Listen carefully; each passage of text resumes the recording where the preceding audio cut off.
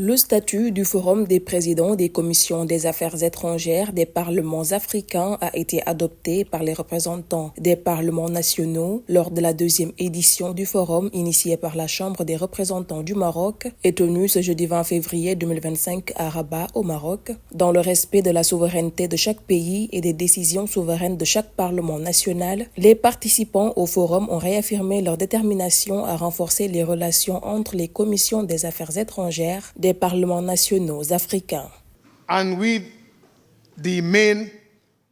Dans un souci d'institutionnaliser notre coopération, de coordonner nos efforts et nos positions et de communiquer entre nos institutions, nous avons créé le Forum des présidents des commissions des affaires étrangères des parlements nationaux africains, un cadre ouvert à tous les parlements africains des États membres des Nations Unies.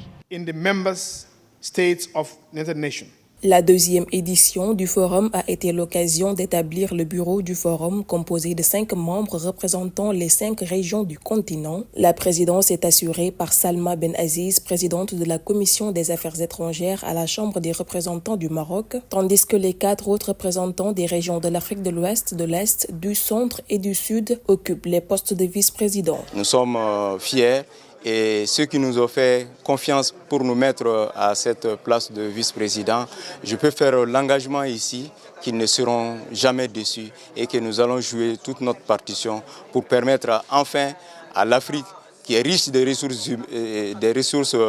minières et autres, pour que l'Afrique vraiment puisse aborder le chemin du développement. Les présidents et présidentes des commissions des affaires étrangères des parlements africains réunis lors de ce forum ont décidé de conjuguer leurs efforts et de coordonner leurs positions au sein des forums parlementaires multilatéraux, régionaux, continentaux et internationaux dans le cadre de leur plaidoyer en faveur des causes du continent, notamment pour la prévention des risques et menaces qui pèsent sur les pays africains tels que le terrorisme, les conflits armés et le crime organisé.